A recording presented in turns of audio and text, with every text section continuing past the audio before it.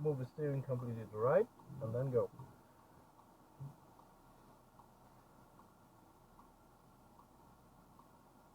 So then the border is coming closer to the handle, to the first handle, not the behind handle, the first handle, a little bit more. No, and stop, stop, stop, stop. Only the peak, if you have a camera, no? Only this corner is above the border, a little bit, no? You can see that, no? That's enough. Nein.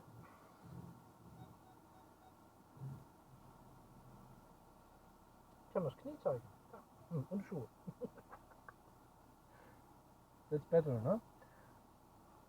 And it's not good for the tires. You connect then the border. That is better.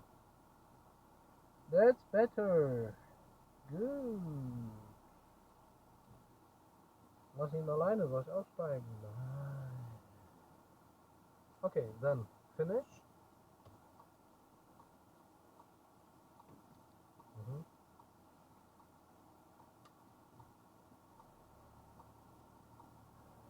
Ich weiß nicht. Keine Ahnung.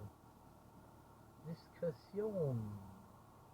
So, wir wollen jetzt geradeaus weiterfahren und dann wenden, umkehren. We make a U-turn and you have place enough here, no? So much place you have, no?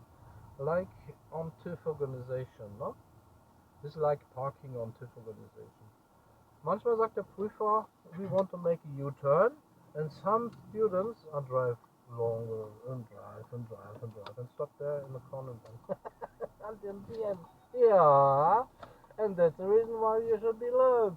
Yeah, I've seen that. Yeah, you move first, no? And then look, learn about this. Ja, habt ihr gesehen? Der ist losgefahren und da kam aber ein Auto. Also hier wäre die Prüfung nicht bestanden.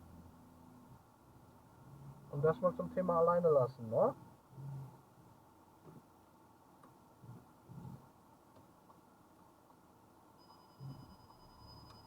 So, look left, look right, look right, look left.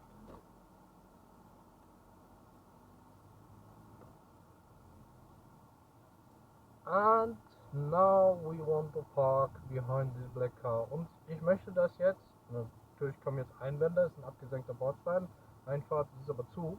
Und we want to park here. Ich möchte es ein bisschen schwerer machen. Park. Backwards here.